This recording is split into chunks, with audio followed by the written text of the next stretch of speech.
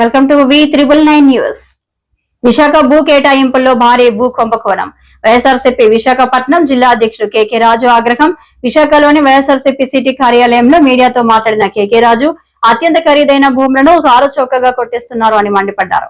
అవన్నీ కూడా వాస్తవాలు కాబట్టి, అవన్నీ కూడా అవాస్తవాలు కాబట్టి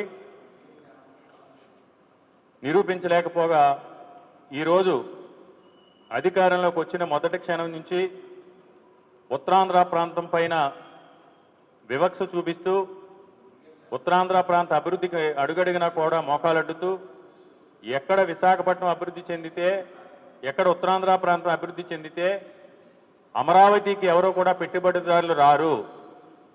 అమరావతిని అభివృద్ధి చేసుకోవాలి అంటే అమరావతిలో వాళ్ళకున్న వేలాది ఎకరాల భూముల్ని, వారి బినామీలు ఉన్న రియల్ ఎస్టేట్ సంస్థల యొక్క భూముల యొక్క విలువ పెంచుకోవాలంటే విశాఖపట్నం అభివృద్ధి చెందకూడదు అనే ఉద్దేశంతో ఈరోజు ఏ విధంగా వ్యవహరిస్తున్నారో తెలుసు. ఈరోజు గతంలో 33,000 ఎకరాలు, సుమారు 40,000 ఎకరాలు ఉన్న అమరావతిని ఈరోజు ఇంకో 50,000 ఎకరాలు పూలింగ్ పేరుతో అక్కడ అదేవిధంగా ప్రజల ఆస్తిని, ప్రభుత్వ ఆస్తి అంటే ప్రజల ఆస్తిని, ప్రభుత్వ ఆస్తుల్ని, ప్రజల భూముల్ని ఈరోజు పప్పు బెల్లాల్లో పంపకాలు చేస్తూ ముఖ్యంగా విశాఖపట్నానికి సంబంధించి వేలాది కోట్ల రూపాయల విలువైన భూముల్ని, ఉదాహరణకి ఈరోజు లూలు మాల్, మరి ఎందుకో తెలియదు ఈ లూలు మాల్ మీద అంత ప్రేమ. లూలు మాల్ అంటే అది ఒక హైపర్ మార్కెట్. లూలు మాల్ అంటే హైపర్ మార్కెట్. అలాంటి ఒక హైపర్ మార్కెట్కి సరే ఉపాధి కల్పిస్తారు. ఉపాధి ఎవరికి కల్పిస్తారు? లూలు మాల్లో సేల్స్ సంబంధించి మన ఏదైతే సూపర్ మార్కెట్లు ఉన్నారో అలాంటి ఉద్యోగాలే కల్పిస్తారు. అంతే కదా, లూలు మాల్కి సంబంధించి లక్షలాది జీతాలు వచ్చే జీతాలు ఇచ్చే ఉద్యోగాలు ఏమి లూలు మాల్లో కల్పించరు కదా. 10,000 15,000 రూపాయలు. ఎందుకంటే హైదరాబాద్లో లూలు మాల్లో చూసినా లేకపోతే ఇంకో చోట లూలు మాల్లో చూసినా మ్యాక్సిమం 15,000 20,000 శాలరీ పే స్కేల్ ఉండే ఉద్యోగాలు మాత్రమే కల్పిస్తారు. ఈరోజు అదే లూలు మాల్ మీరు అదే లూలు మాల్ 13.5 ఎకరాలని మీరు 99 సంవత్సరాలు లీజుకి ఇచ్చారు కదా. మరి అందరూ చెప్తుంది ఏంటంటే ఇంకా ఏదో నామినల్గా ఎంతో కొంత రూపాయో పాపాయో రాసుకోవాలి కాబట్టి రాసిచ్చారు.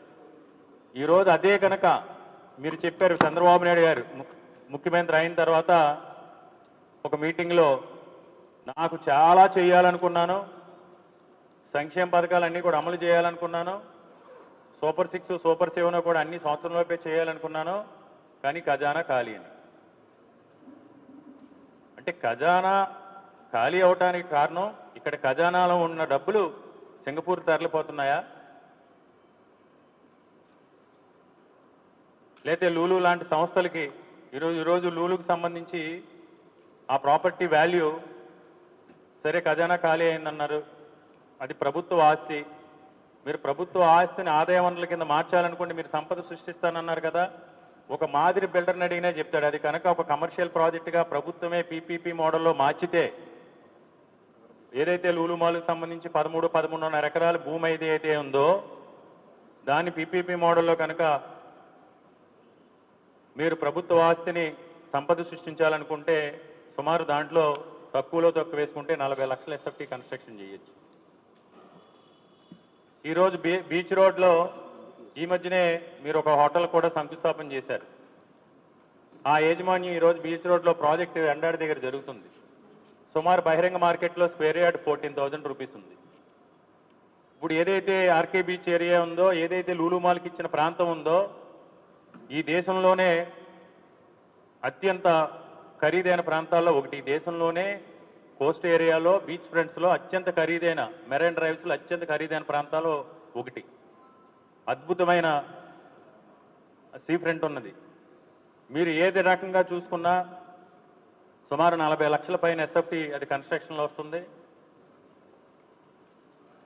తక్కువ వేసుకుంటే 13,000 నుంచి 14,000 ఎస్ఎఫ్టీ అమ్ముడవుతుంది.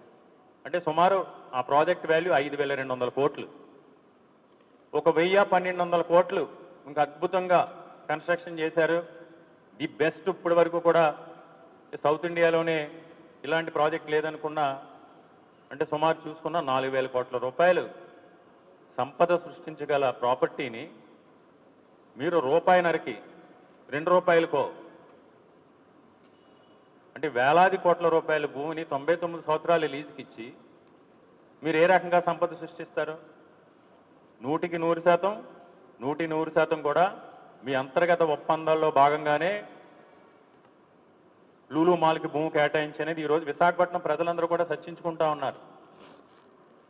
అది మళ్ళీ ఇంకొకటి, ఈరోజు ఎండాడ ప్రాంతంలో ఆ గీతం కాలేజు, ఆ పనోరామా హిల్స్ పరిసరాల్లో ఎక్కడ చూసినా సరే